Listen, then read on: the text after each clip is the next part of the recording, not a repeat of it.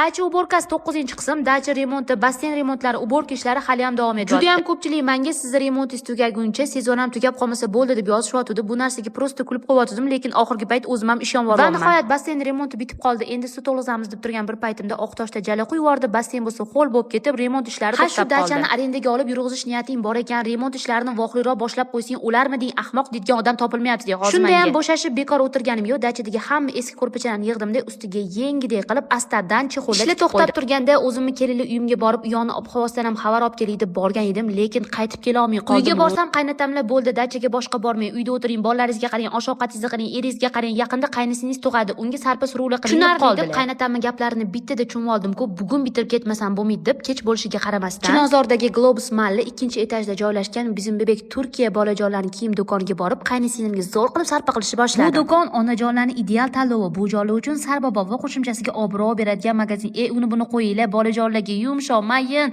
juda ham sifatli kiyimlar bor. Rahmatli qaynam Turkiyadan detskiy kiyimlar olib kelib sotganliklari uchun narx-navoli haqida ham ozmuncha tushuncham bor. Bozorga yoki boshqa do'konlarga borganimda, voy vo ustiga ko'p qo'yib yuborishibdi deb o'ylardim. Lekin bu do'kon o'zligi birinchi qo'l zakaz qilishganligi uchun juda ham arzon narxda sotisharkan, xalq qo'yilgan holda ustiga ko'p qo'yishmas ekan. Agar arzon Turkiya magazin topadigan bo'lsanglar, men sizlarga boshqa sarpa qilib beraman. Daji bozorda ham bunaqa narx. Bu jonlar endi tug'ilgan chaqaloqdan boshlab 4-5 yoshgacha qiz bolami, o'g'il bolami bemalol o'tida sarpa qilib ketsanglar bo'ladi, uyaltirib qo'ymaydi.